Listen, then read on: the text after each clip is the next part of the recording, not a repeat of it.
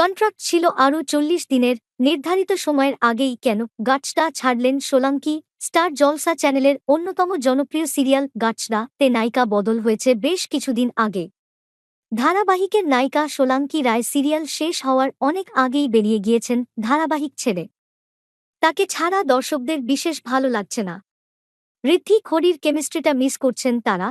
এখন অবশ্য আয়ুষ্মান এবং গঙ্গাকে নিয়ে গল্প যেভাবে এগোচ্ছে তাতে পুরনো ঋদ্ধি এবং খড়ির সম্পর্কের সঙ্গে কিছুটা মিল খুঁজে পাচ্ছেন তারা। সোলাঙ্কির সিরিয়াল ছেড়ে দেওয়ার কথা উঠলে ধারাবাহিকটাই বন্ধ হয়ে যাওয়ার কথা শোনা গিয়েছিল।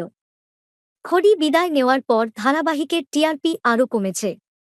যদিও শোনা যাচ্ছে অভিনেত্রী নাকি নিজেই আবার ফিরবেন নায়িকা হয়ে।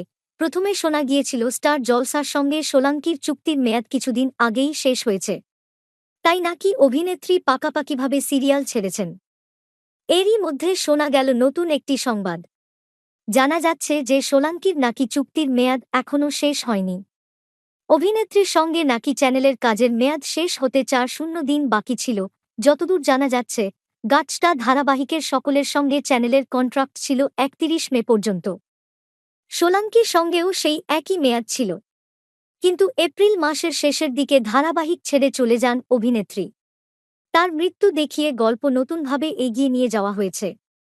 সকলের মনে প্রশ্ন উঠছে, কেন আগেভাগেই সিরিয়াল ছেড়ে দিলেন নায়িকা? এতদিনে জানা গেল আসল কারণটা। শোনা যাচ্ছে নির্দিষ্ট দিনের মেয়াদ শেষ হয়ে যাওয়ার পর চ্যানেল আরও ৬ মাস কন্ট্রাক্ট বাড়ানোর সিদ্ধান্ত নেয়। কিন্তু সোলাঙ্কি নিজে সেই কন্ট্রাক্টে সাইন করতে নারাজ হন। তিনি চ্যানেলকে স্পষ্ট জানিয়ে দিয়েছিলেন ৩১ মের পর থেকে আর কাজ করতে পারবেন না। এখন প্রশ্ন উঠছে, কেন ১ মাস আগেই অভিনেত্রীকে সিরিয়াল থেকে সরানো হলো?